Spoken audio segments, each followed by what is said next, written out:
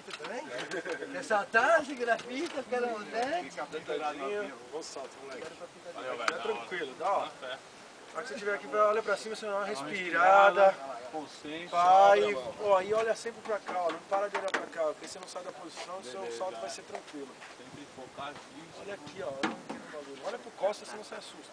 Ô, desculpa. Não, eu vou dar uma lupa Costa assim, ó, vou soltar assim, ó. Não pode, ó, tem que focar aqui. Vai lá, vai lá. Dá um salto, hein, ô, Teletano. Esse faz direito, hein, Baca? Senão vamos te chamar de Glaucio, hein? Tô meio preocupado com o pouso, mas eu vou no... Eu acho que você podia se preocupar primeiro com a saída. A hora que você tiver com o A paraquedas saída eu vou ter que aberto, sair, agora o foda é se eu chegar muito rápido aqui. Esse paraquedas é grandão, fica tranquilo, é grandão. fica encanando com o pouso, tio. Rapaz, o bicho Relaxa, tá velho. derretendo de suar, Paulo. Tá ligado? Tem que ver um problema de cada vez. É, o que podia dar um problema cada vez. É, a saída. Painel primeiro? Esse vai atrás do banco. Aí vai chutar o saco dele lá.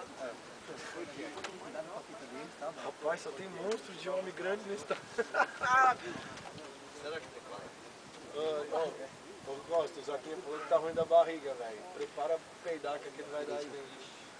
Pode tirar, Costa. Dá um arzinho aqui. Ah, tá ligado já, né, Costa? Se não resolver, eu enfio.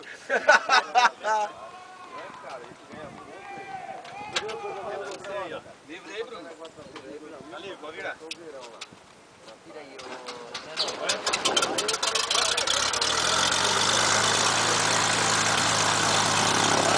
Aqui agora, né, irmão? Aí, rapaziada. Valeu pela força aí, rapaziada. Tio, o que você acha de saltar de óculos? O que você acha de saltar de óculos?